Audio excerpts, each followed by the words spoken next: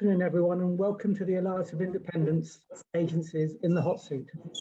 Before I welcome Sir Martin Sorrell, I'd like to say that we are running this event as a webinar as the result of a large number of people that have pre-registered. However, this shouldn't stop you from making comments or putting questions in the Q&A area, and I hope that we'll be able to get to them later on in the session. I'd also like to give you some context for our discussion today, as the Alliance is currently running some research pulled together by our member agency Opinion to identify amongst the client community what characteristics in their view defines or differentiates an independent agency. And I have to say that Sir Martin and S4 have been tremendous supporters of the Alliance. And so my conversation today with him will try and focus on some of these characteristics that he thinks are inherent in the DNA of independence. So with that, as some background, it's with great pleasure that the Alliance welcomes back Sir Martin Sorrell into the hot seat. Sir Martin joins us today from Lisbon, where he's been attending and speaking at the Web Summit, so he's been right at the heart of the tech world. And for those of you who don't know Sir Martin, I can only summarise his career that, to use his own words, is now in Act 3 with S4 Capital, whilst the other two acts saw him being instrumental in the growth of Saatchi & Saatchi, and then moved on in Act 2 to build WPP into the largest marketing services group in the world. However, this third act is looking no less impressive, as S4 Capital, that he started in 2018, is already valued at £4 billion. And from my perspective, what is even more remarkable is that when Sir Martin was last with us, just 15 months ago, the business has only recently become a sterling unicorn, therefore valuing it at just over £1 billion. So Sir Martin, welcome. Thank you. You're fading in and out a little bit, but we'll try and live with it. I would have hoped that the Web Summit would have had the most up-to-date web connection, but we'll see. You faded in and out a little bit, but we're fine for the minute anyway. Okay, let's crack on.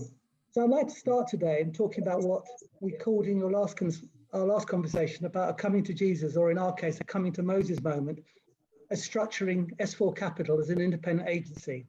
Now, this may come as a surprise that S4 Capital is an independent, but I know it's enshrined in your share structure that gives the management control over strategic direction decision makings. So my first question is, why did you move away from the whole co-structure and become one of us and a champion of the Indies?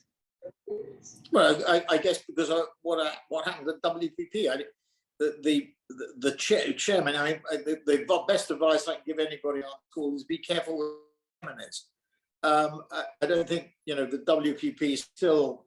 Here we are, what, three and a half years on, and I think the day I left, WPP was worth about 16 billion quid. It's now worth, well, if I'm charitable, 13 billion. It's about 12 and a half. So it struggled. And the share price is still significantly below where it was when I left. So it struggled. And I think fusing, and I know we had a discussion in the green room about this, Clive, fusing ownership and control is critically important. That doesn't mean that manager-managed businesses are bad businesses, but manager-management businesses tend to be bureaucracies.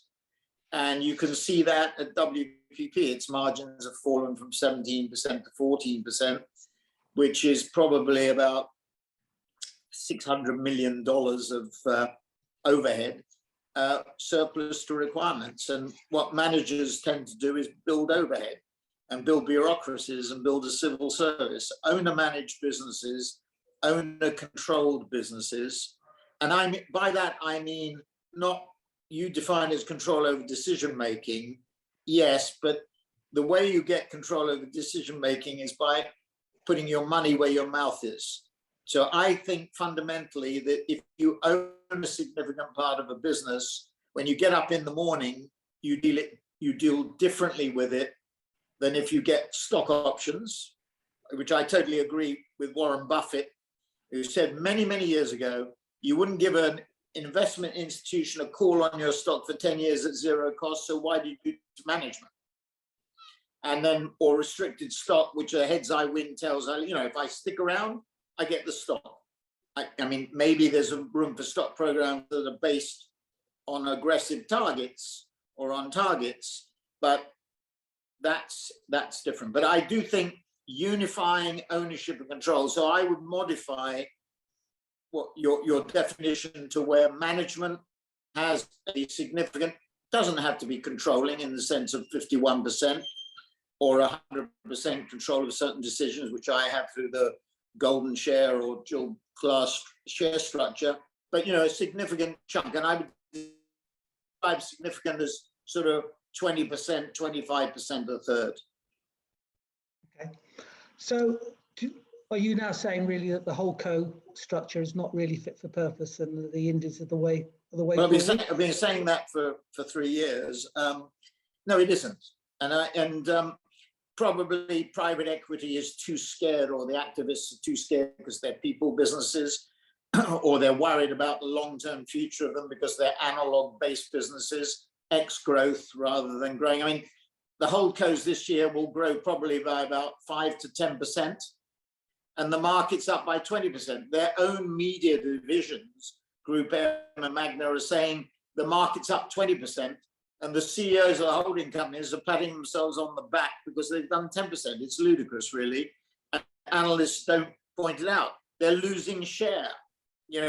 If they had clients who were doing what they're doing, they'd be worried because they were losing share. They're losing share. So it's not fit for purpose. I mean, here I am at Web Summit. You asked me about, I did a panel with a couple of very, very talented women executives, one at Mars and one at Suntory, and they were saying getting multiple, taking back control, agility, focus on first-party data was critically important, all of which we at S4 Media Monks, Media.Monks being our single brand, which we operate, unitary brand, our fourth principle, that's what we're all about. So in a digital world where disruption of traditional models is prevalent, with Amazon or Tesla or whatever, grand examples to compare ourselves to, but I think good role models to try and develop similar structures. So we have 4 principles: digital only because it's where the growth is, that holy trinity model of data driving the creation, production, distribution of content through digital media, going to market at faster, better, cheaper, agility, understanding the digital ecosystem and efficiency, and then finally that 4th principle, unitary structure. That, to my mind, I mean, one lesson from Web Summit is the session I did with 2 major clients, one private, one public. There's that model is much more, they're talking about in-housing, embedded models rather than the outsourcing model that the traditional holding company has been built on. The traditional holding company is riven. I know that many of the holding companies are saying they're simplifying their structure. They will only simplify it when they move to one brand. Publicis talks about the power of one, but walk into any of their lobbies and you'll see 28 brands. It's the power of 28. I mean, it's a PR guff. There is so much PR guff. I mean, the PR guff in the climate area, in the DE&I area, I mean, to get right to it, they put out all this nonsense about DE&I and climate and don't obey it. The major cases of ageism and discrimination, major cases of where their people don't want to work on certain categories, yet they continue to work on certain categories. And it's hypocrisy. And so I think, I'm putting it very strongly, but I really do believe it. And I see it in sharp relief at the moment. So the chickens will come home to roost. My view is that 21 and 22 will be very strong years for the industry, driven by the fiscal and monetary stimulus and GDP growth. And the chickens will really come home to roost in 23, when the holding companies will have to look very carefully at their analog roots, which mean, if Publicis, IPG, WPP are only growing at 10 or 12% and the market's growing at 20%, it tells you that their analog albatross is weighing them down. Okay. Well, I mean, you know, you are, I mean, with WPP, you probably acquired more independent businesses than we've had hot dinners. And now with S4, you combine or merge the businesses into it. What are the characteristics, other than the ones that fill the gaps that you need in terms of digital and agility? What other characteristics in the management do you see which might differ from when you were looking to fully acquire them from WPP days? Well, we don't do earnouts. Every deal we do is half shares, half cash.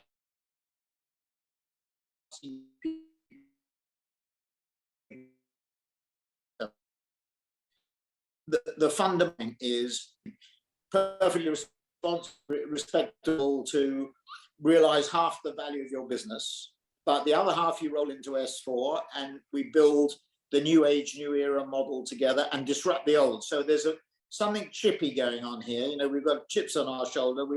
We've got points to prove. So that's a very important buying in to the philosophy of building that new model and disrupting the old. There are then sort of 4 criteria which are emblematic of those sorts of people. Top line growth, absolutely critical. That's what drives shareholder value. I mean, I heard here at the Web Summit, several people saying, you know, it's not about margin. That's not the primary driver. I think it is a very important secondary driver, probably about 2/3, 1/3 in terms of weighting, or maybe 60-40, but it's critically important to top line growth, past progress, future assessed progress.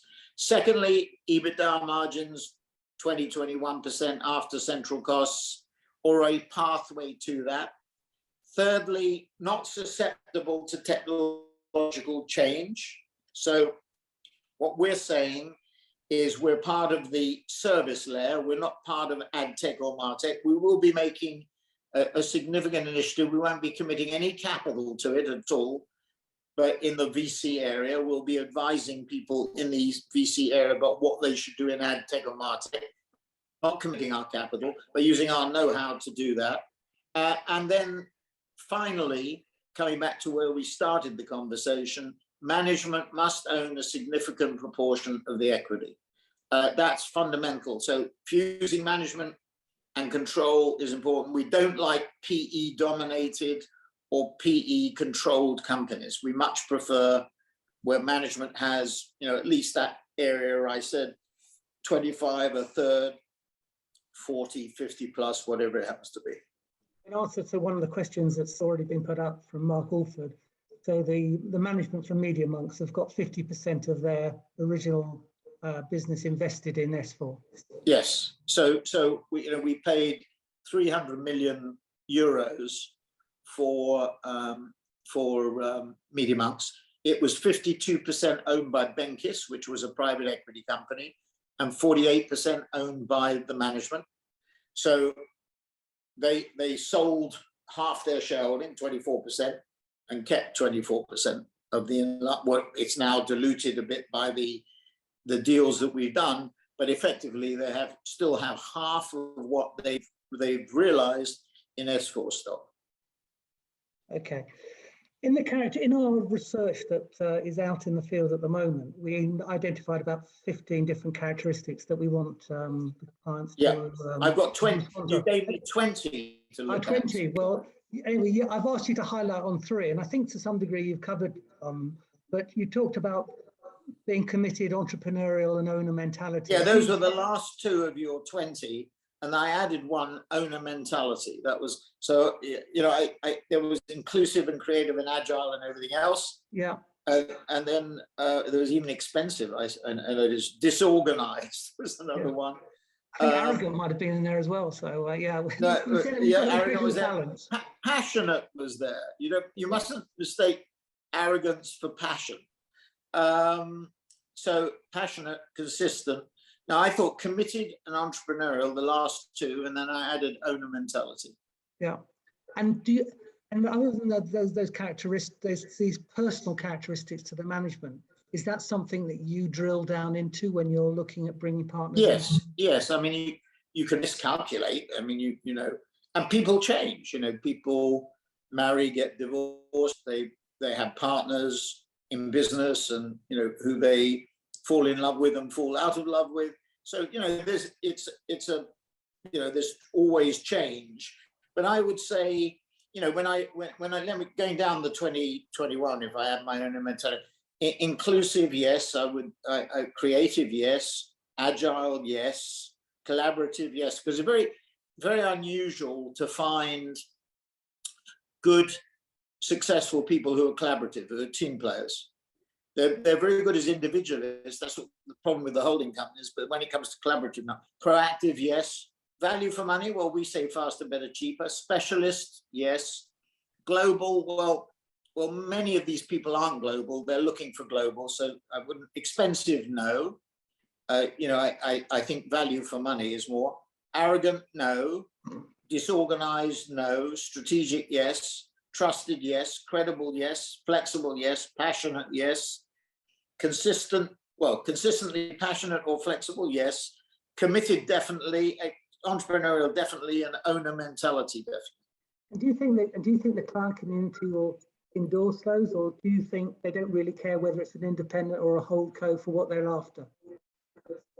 No, I think they do. They do. I think they think that independents, defined as we defined it, are more committed, more passionate. I would get the clients would look at it, probably more creative, but maybe not. I mean, maybe you could argue that holdcos have got significant creative capabilities. Agile, yes. Independent. Proactive, yes. Maybe specialist, yes. Strategic, maybe. Trusted, I think they probably trust independence more credible, more flexible, more passionate, certainly, and more consistent. Consistency actually maybe networks gain in the area of consistency. Committed, yes. Entrepreneurial, yes. Owner mentality, yes. So I think clients will go through that list with a different lens, but may come out with sort of very similar conclusions, maybe with some exceptions. Okay, so I mean, we're going to start talking a bit more about the people in the businesses as well. Murray McClellan was talking a couple of weeks ago about the war for talent. So do you think the independents, based on all the things that have been going on at the moment, have an advantage in that war in terms of attracting talent? Well, the holding companies fired, Forrester said 55,000 people. It turned out, I think, to be about 25, 30, 35, and now they're rehiring them. So what did they do? It was like a merry-go-round. They fired people, paid them compensation, and then immediately rehired them the following year with the bounce back.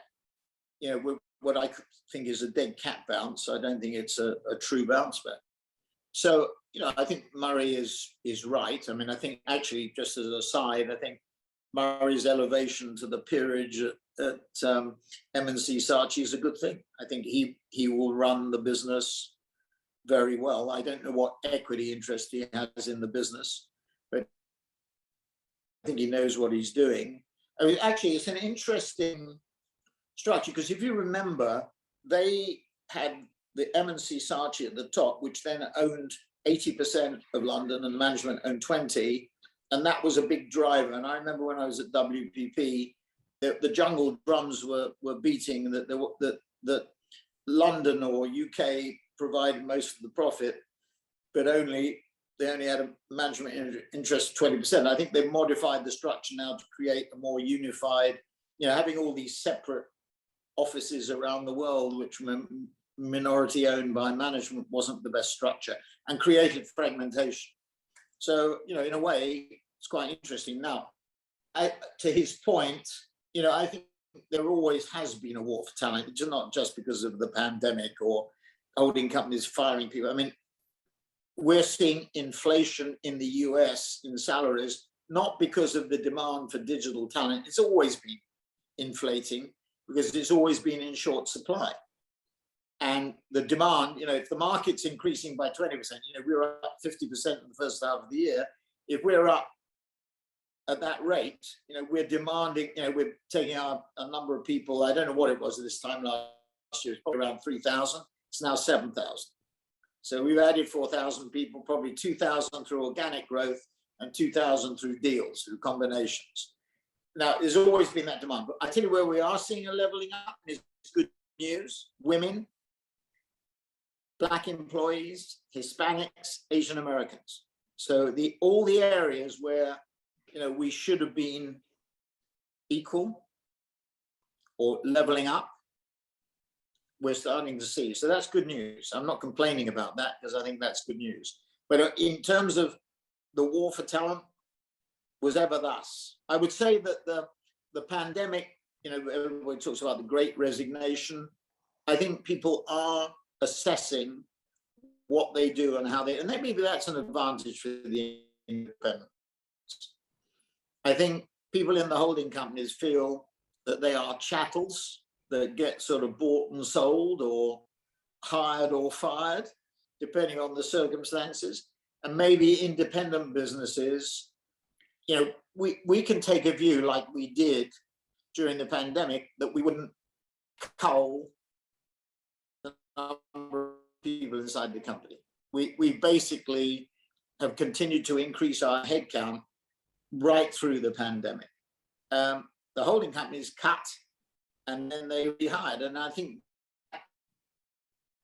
what they mumble about, catching up on salaries and paying bonuses and reinstituting salary cuts, etc.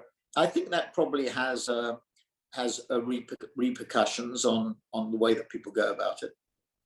I mean, what we're finding within our membership is, it's called a war on talent. You just can't find the people. I mean, how does one go about when you're hiring at scale? How do you find those people? I lost you a bit. They seem to have left the industry. I lost you a bit there. You have to repeat. You have to repeat that question. You have to repeat that question because I lost you a little bit there. Okay. Our members are finding it very difficult to recruit anybody. And when you're hiring at scale, where do you find the people? Because that's, we're finding people leaving the industry. So I don't buy that. Somebody else said that to me at a marketing procurement conference yesterday, and said that people are going off to TikTok. I don't buy that. It's not that it's easy, but we don't see. We see higher churn, and one of the things we noticed in the last, I would say, couple of months is there is a thirst. I mean, somebody did write to me this week and said he'd rather not see people rather than come back into the office. But we are seeing people thirsting more for contact and face-to-face contact. Now, here at Wed Summit, there's 40,000 people here. I think that's a bit excessive. When I think about the carbon footprint of those 40,000 people in Portugal, I wonder, even that carbon footprint of all those people in Glasgow, bless them, with their private aircraft, which according to the BBC consumes twice as much is twice as carbon intensive as an ordinary flight.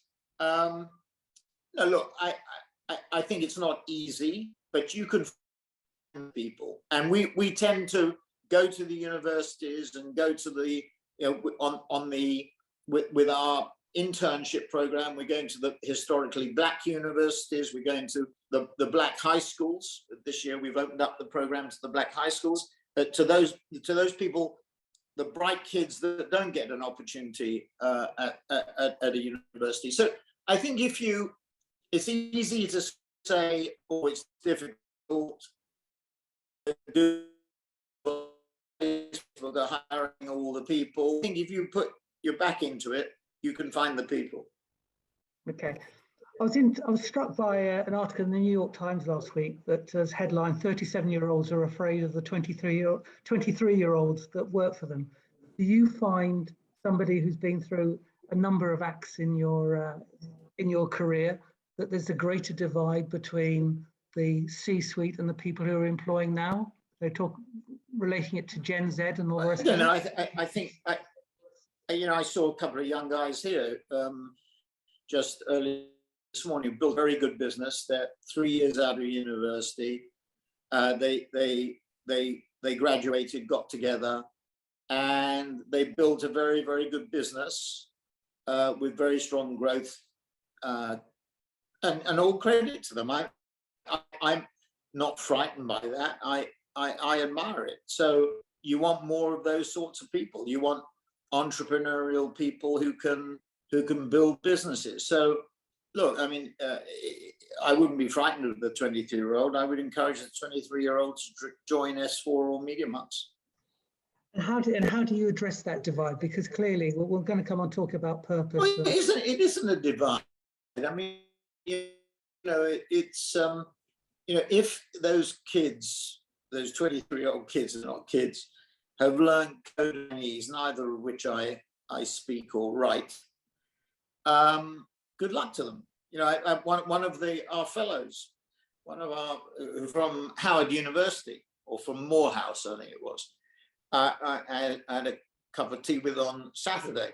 And, he said to me, he was thinking in his second year, it's a 4-year internship program, he'd go to the UK. I said, go to Shanghai. I said, go and learn Mandarin for a couple of years. He's got 4 years with us.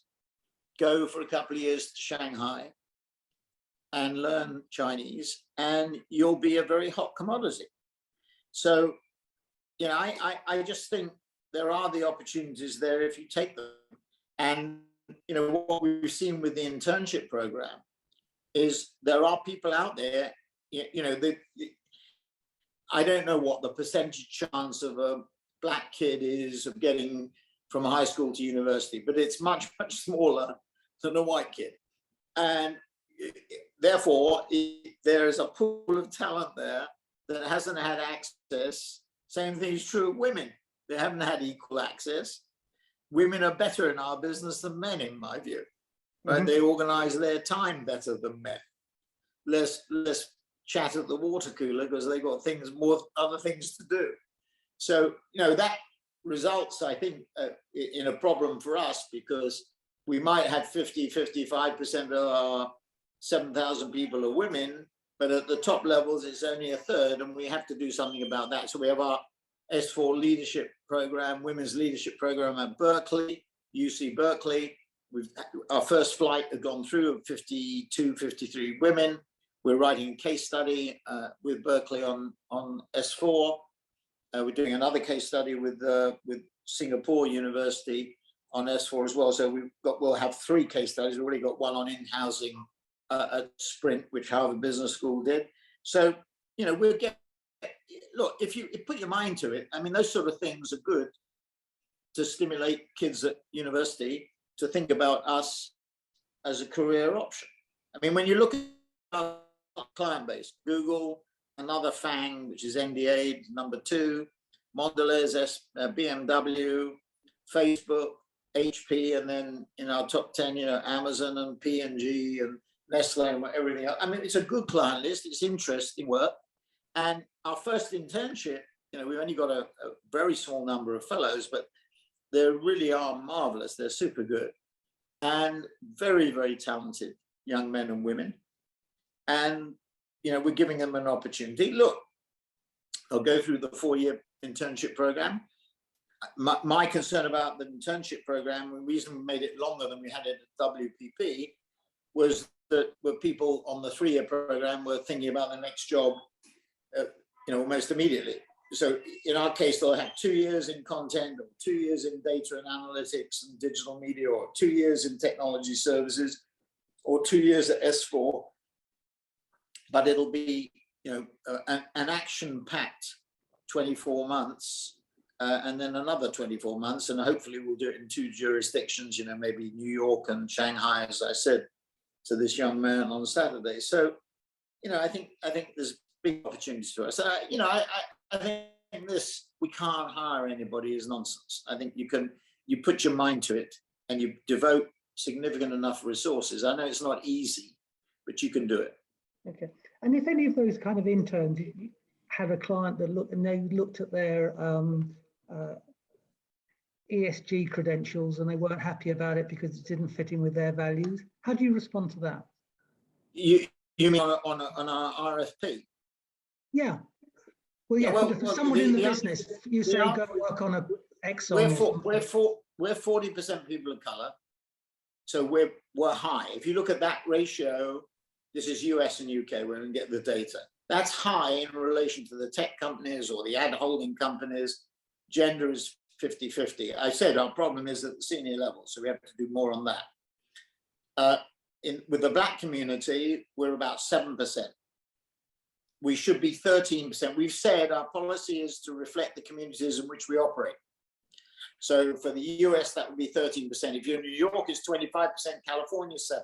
So we're okay in California, but we're not okay in New York. And we're not okay across the whole of the US. Yeah. We're fine on Hispanic, we're over-indexed. We're over-indexed on Asian American. But we're not strong enough with the Black community. So we have to improve that. We don't have enough senior women's leadership. We have to do something about that. So, and we are doing something about that, as you'll see. So I think you can get there if you put your mind to it. The resources are there. I was actually thinking more in terms of some of the. Sorry, I was thinking more in terms of actually some of the kind of environmental issues that some people, in terms of their personal values, have. We're going to go to zero. We're committed to go to net zero by 2024 with right. carbon offset. But that's way. We've signed up to the Amazon Climate Pledge, the World Economic Forum. We're signing up to B Corp status, but we've set ourselves an objective. Now, it is true that the pandemic has helped us from that, reduced office space and reduced travel. But no, I'm not, I think Rishi Sunak this morning announced that all listed companies, of which we are one, will have to lay out its net zero policy by 2023. We already do that. We already produce, we are very proud of what we do for clients and what we do. I just spent half an hour here talking to the woman that looks after, based in Amsterdam, that looks after our DE&I and ESG efforts, and who's going to COP26 next week to mastermind what we're doing at COP26, which is not huge, but I think is actually quite impactful. So no, I'm not worried about that at all. Our people like it, what we do in the ESG areas. By the way, look, if you own a significant interest in your company, you're going to focus on the long term.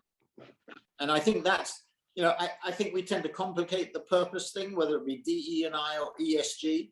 It's very simple. You take Milton Friedman, who basically said that the purpose of a firm is to maximize profits, and you add maximize profits in the long term. Then you've taken care of everything. You don't need Klaus Schwab's stakeholder theory and all the books, you could pile that they've probably reached to the moon, the books that have been written about this. It's very, very simple. It's all about the long term. If you're in business for the long term, you look after your people, look after the environment, you look after the stakeholders. I mean, it's apple pie and motherhood. The problem, and I said this at the Web Summit, and I think it drew some applause. The problem with companies, listed companies, is they take the short-term view. That's it, period. And the reason they take the short-term view, there's a lot of reasons. The reason they take the short-term view is that most companies only last for 17 years with listed companies. I think maybe even 13 years on the S&P 500 now. Most CEOs only last for 5 years on average. It's like politicians, right? They think about the 4-year election cycle or the 5 years. The two people who weren't in Glasgow, the two people who got criticized for not being there, will be there till 2035. President Xi and President Putin will be there till 2035. President Biden will not be there. And he was piling on the pressure by saying, you didn't turn up, guys. Well, the reason they didn't turn up was, well, there's lots of reasons, I guess, but one of them was, they're in situ. They're going to try and do things, I'm sure. I'm sure that at the end of the day, they will do things that they think are in the long-term interests. But it was amusingly interesting that the two people who weren't there are the people who are going to be around. Yeah. So, but would you take on a client that didn't espouse those values that you have in terms of Well, environmental? what determines whether we take on our client or not is our people. Right. You know, without going into the gory details, there have been clients and categories that we have not been offered because we presented for, and people have said, you know, they like us to work, and then our people have said no. Right. So that's increasingly what determines who we work for. And this is the hypocrisy of the holding companies. And I said this before, because they lay out these values. And if you look closely at their client lists, they don't fulfill them. And there are going to be some very tricky things. You know, you take Beijing Olympics next year in February. You put under pressure not to go there.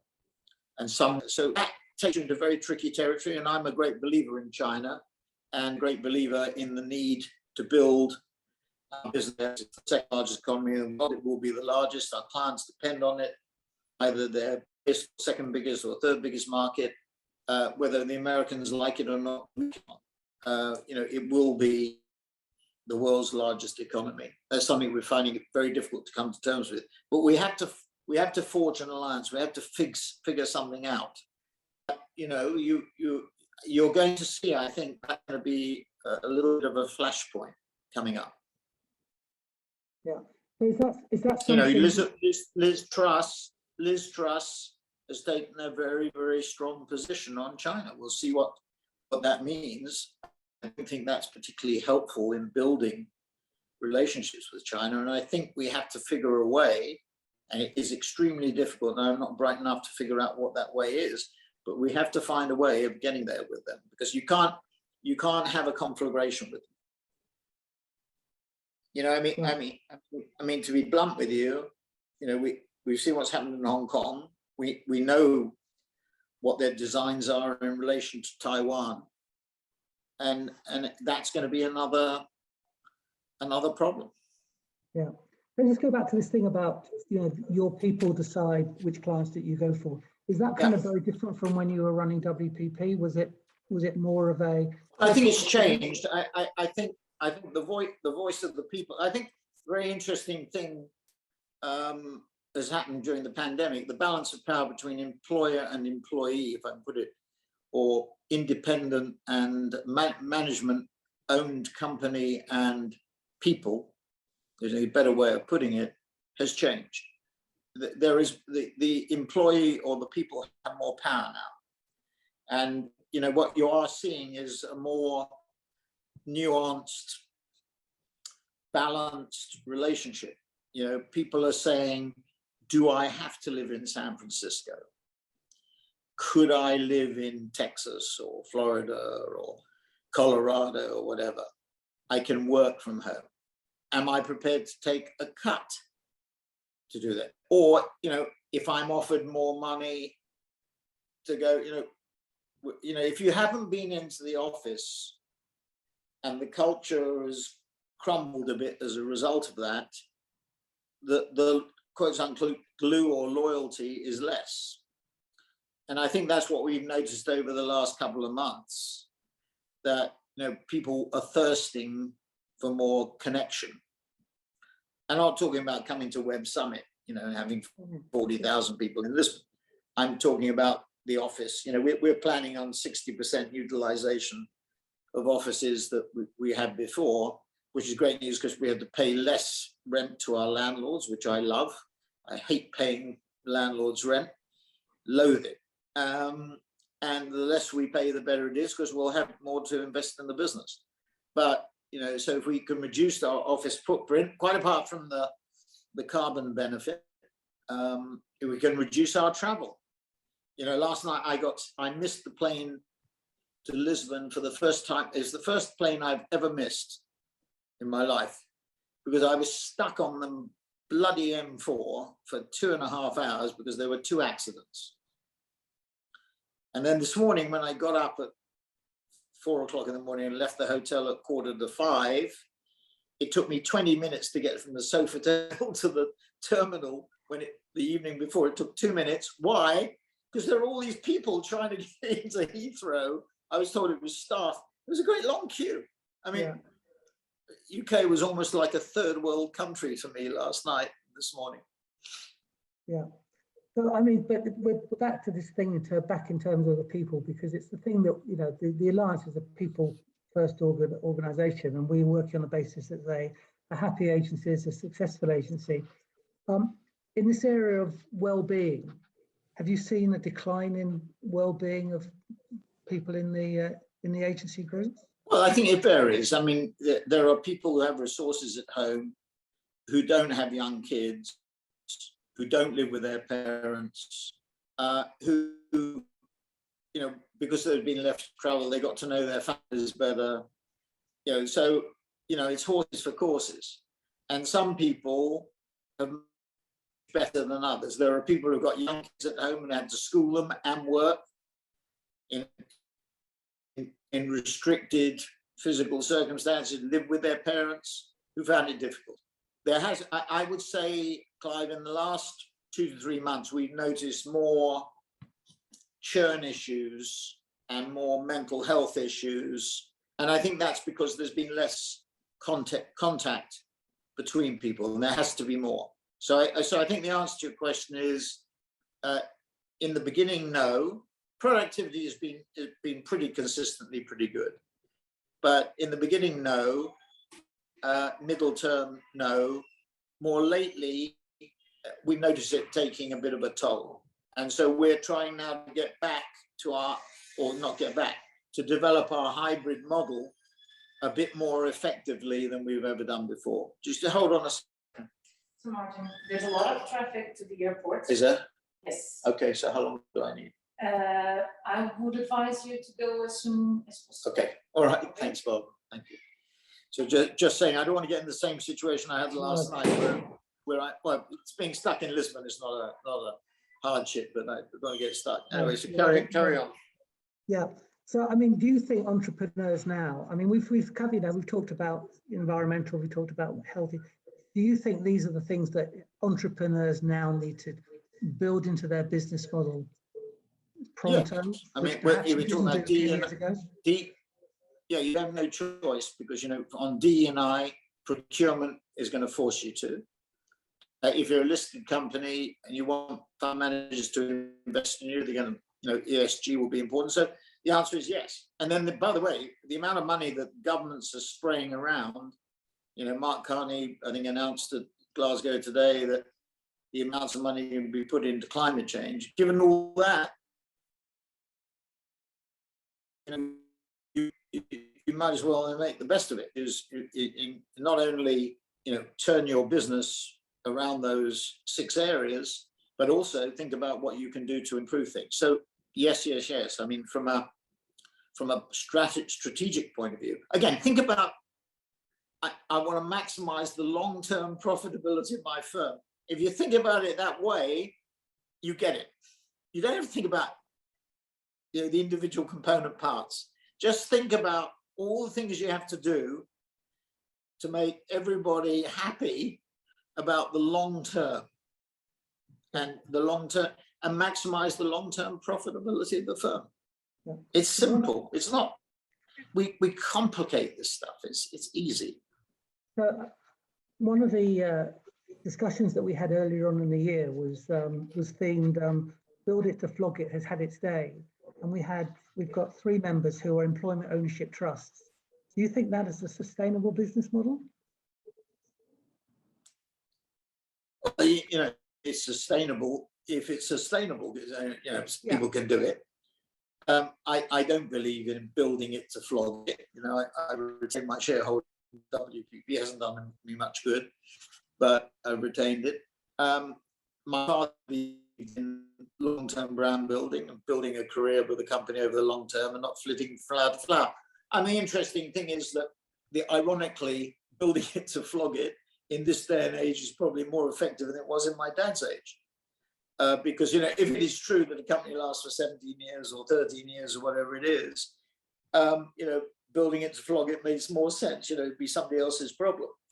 But I don't think you get the value. It depends what your objectives are, right?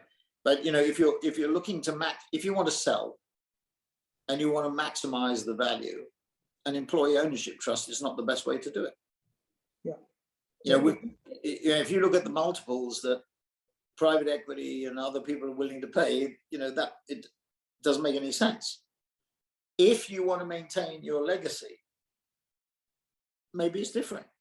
You know, if you know, the young lady just came in here, said, you know, her father and grandfather built the first advertising agency in Lisbon, and you know, she didn't go. She got into a brand company, and her brothers, I think, were in design. You know, I'm sure the father and the grandfather would have loved to have maintained it for their families, and maybe employee. But you know, that company that she said was basically when the multinationals came into Lisbon and Portugal, they all disappeared. But you know, so it depends on what your objectives are. I mean, if you want to maintain for your kids or grandkids or whatever it is, an employee trust might be a better way of doing it. But if you want to maximize your return, no. Yeah, but actually the people who went into employment ownership trust, they did it in terms of shared, one of your principles, which is about shared endeavour, people having a stake within the business, and therefore it was spread wide, as opposed to a legacy in terms of an individual family and keeping it. Yeah, but I think but you're talking about value, right? I mean, I'm just saying, Clive, there are different objectives. You know, if your objective is to sell the business, you want to maximize the value. If you say, I want to present, you know, because of some social reason or whatever, you know, if you sell the business, the odds are, you know, if it disappears inside Accenture, if Accenture buys it, it will disappear. Yeah. Oh, yeah. Okay. It depends on what you want to do. Yeah. If you say, look, you say, look, I run the course. I don't see the future. I'm going to sell and get out. That's perfectly legitimate, not illegitimate. It's just different. We wouldn't be interested, but that's different. Yeah. Okay. One of the questions that's come in, because it's from one of our co-chairs, Dino Mars-Lamptey. Do you believe that we should stop advertising funding sites that monetize misinformation, propaganda, and hate speech? And is S4 Capital signed up to the Conscious Advertising Network? Yeah, of course we don't want to do that. I mean, again, we're interested in long-term brand building, so why would we do that? I mean, if we were interested in making the maximum amount of money in the shortest period of time, of course we don't like hate speech, and we don't. It goes without saying. We will try and do everything we possibly can to avoid that.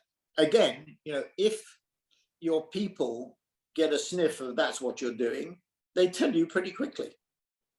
So the answer is the obvious one. Of course, we don't like it. Yeah, but have you signed up to the Conscious Advertising Network, or? We've signed up for everything we possibly can to make sure that we do the right thing. Right.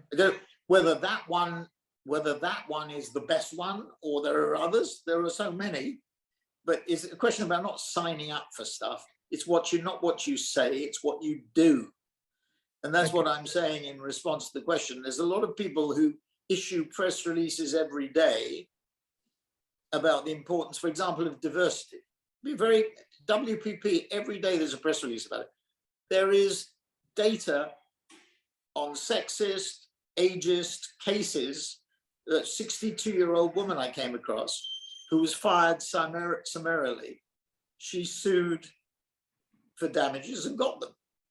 So what they say and what they do are two totally different things. So, you know, you can sign up for all the charters that you want. You can sign 25 different charters. You know, on climate change, we've signed our own net zero by 24. We signed Amazon, which goes out to 30, I think it is. The WEF, which goes out, I think, to 40. So we signed a lot of things, but you know what we've decided to do is try and get to net zero as quickly as we possibly can. As we kind of come towards the towards the end, and you've got to get to the airport. You've got some fantastic initiatives here, and particularly in terms of the work you're doing in terms of diversity and so on. Is there more that you as a Temple of the Indies can do to be an exemplar for other independents and do more collaboration with? I don't want to be an exemplar for independence, other than I want our model to succeed. You know, we're up to 6 whoppers. Our target is 20. We have a clear plan now on another 19 over a 3-year period. So we're you know, what I'm focused on is demonstrating that we can get conversion at scale. We had, you know, brand awareness in 18, brand trial in 19, and we've started to get conversion at scale in 20 and 21, and hopefully into 22. I think by next year we'll get another couple. So we're starting to get some momentum, but that's the key thing. And you know, if that demonstrates the value of an independent, so be it. But I'm not sitting here saying, yeah, we're trying to create a new model and disrupt the old. That's it. Yeah. And I think independents generally are more on that side in terms of disrupting the old. Or maybe not. You know, there could be some independents that are pretty old analog businesses who might be just as keen on maintaining the status quo. Yeah. They're not doing it. They're clearly not doing it at scale. So it's the ones that we're particularly. No, that's probably true. But you know, look, the holding companies are losing share. Market's up 20% this year. They're up 10. Yeah. Simple fact. Simple fact. So you know, it's if the independents, I don't know what you calculate. They say they're 40% of the market. Their share this year will be greater. Yeah. Well, that says the case. Look, I just on a personal level, because we've all been through lockdowns in various skills, and I know you don't stand still for very long, so your lockdown probably was minimal. But just generally, looking at the platform, what were you watching on Netflix over the last 18 months? What would you recommend to? Well, I don't know about the last 18 months, but you know, I did watch Squid Games. I have not finished Squid Games, and I'm not sure I'm going to go back to Squid Games. The sort of thing I've been watching on the iPlayer, the Blair Brown, that's fascinating, because I never thought that Blair. I never realized the gap between Brown and Blair was so great. So there's those sort of things, but I wouldn't say, you know, what has been memorable? What did I really love? I'm just trying to think beyond that. I mean, that's what's currently on. There was some stuff around JFK that I saw, because I love to go back and you look liked at F1. Did you see Drive to Survive? No, I didn't. I mean, you know, I was on the board of F1 for 9 years, and no, I like F1, and I think actually Malone and et al. Have done an extremely good job. I mean, it's a very good state. I mean, it was sold out at $20. It's now trading at almost 60. So, I mean, it's a fairly illiquid market, but it's you know, they've done a good job. I have to go because I know you do. I know you do. Thank you very much indeed for your time. Right. Thank you, Clive. Good luck to everybody. Anybody wants to ask any further questions, I doubt it, but anybody, Martin at s4capital.com. You'll do that. Thank you very much indeed, and have a good flight back. All right. Thank you very much. Thank you. Bye.